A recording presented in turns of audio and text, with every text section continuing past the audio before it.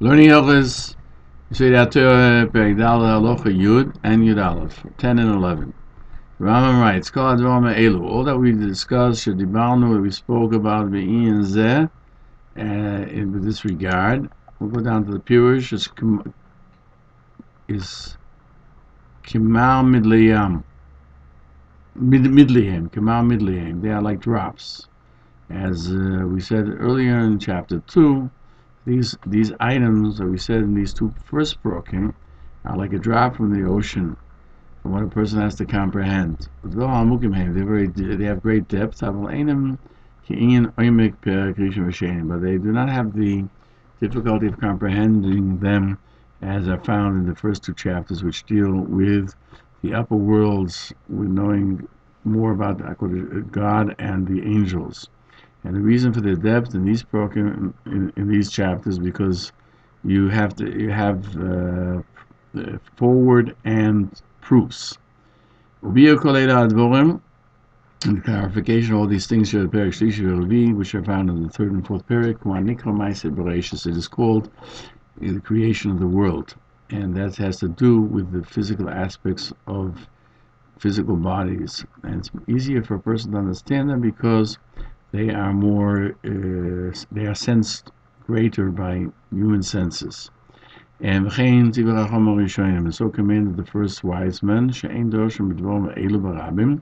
that you do not discuss or lecture these items in public. That you tell just to one person, you teach it to him, you let him know about it, you teach it to him. 11. What's the difference between the two of them? Because both of them you can't do in public, and if that's the case, what's different knowing about teaching about the world as opposed to teaching about the heavens? That the aspect of the upper worlds, even to one you don't discuss, and only if he's a wise man and understands on his own. You let him know the main chapters, and we let him know, and he understands himself. He knows what is going to be the end result on his own. But when it comes to creation, in this world, we teach him you teach it to an individual, even though he would not comprehend it himself. But you can teach him, or you say we let him know everything that he can comprehend. From these things. And since you teach him to an individual, why can't you teach it to the many? Not every person has an open mind, lahasik Peirush, to comprehend the meaning of biur and the clarification of kol hadvarim al buryon, of all these items to their correct comprehension.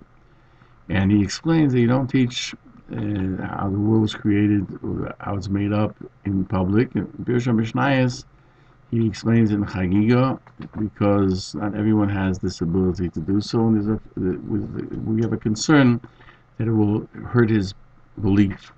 Also, when it comes to heavenly, that which makes up the heavens, you don't even teach it to an individual, unless he was a very wise person, understood on his own. Once you tell him, you hint to him, and you don't have to explain it to him. You give him a hint, and he understands it, and he comprehends and uses logic with his own thoughts. And the Rambam there wrote that there are items that if you would explain them in language, and you make it similar to that which you can imagine, you will have difficulty comprehending them in its true form. The early commentaries questioned, according to the Rambam, that how the world was created. The earth, right, has to do with the wisdom of nature and understanding the four elements and everything that comes forth from them. What is there a secret in this that you have to keep it hidden from people? Ron says we know that the wisdom of healing and how to work the land, all of them come from nature. And therefore, those who deal in these things to deal with actually what's going on in the world. How can you say that you have to hide it from them?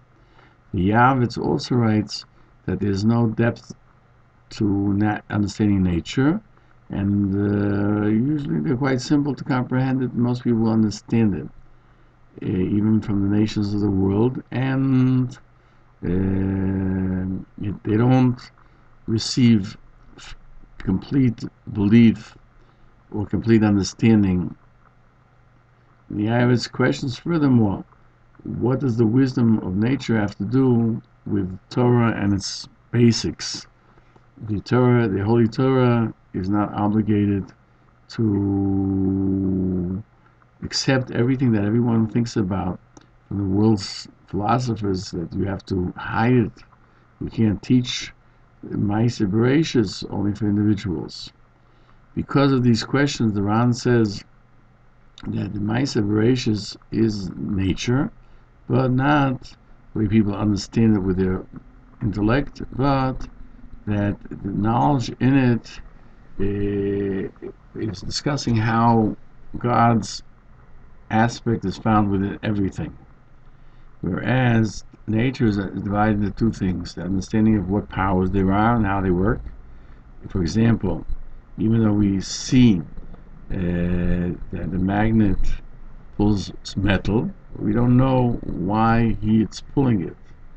And this is closed to those who seek out why nature acts in the way it does.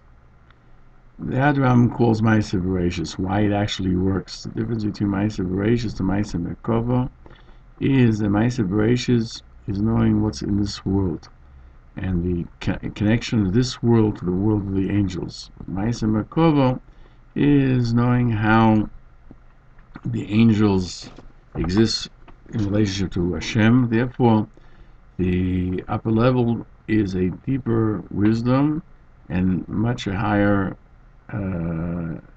One has to attain a higher comprehension, more so than how the world functions. The Yavitz says it slightly differently, and he says that when Rambam refers to Ma'aseh Bereishis, that means that a person should be able to cause to come into existence something new, to show that everything HaKadosh Baruch Hu did was in that aspect, and therefore this hiddenness of the name of God, which is found in every existing being, you don't teach to more than two people, more than one person. Even two, you don't teach it to. Words of the Yavitz are an explanation to the Ran in his drushes, and he concludes and he says the Ma'aseh Bereishis is knowing all the essence of what is there. Therefore, Ma'aseh Bereishis is close to Ma'aseh Merkava, but it's secondary to it in its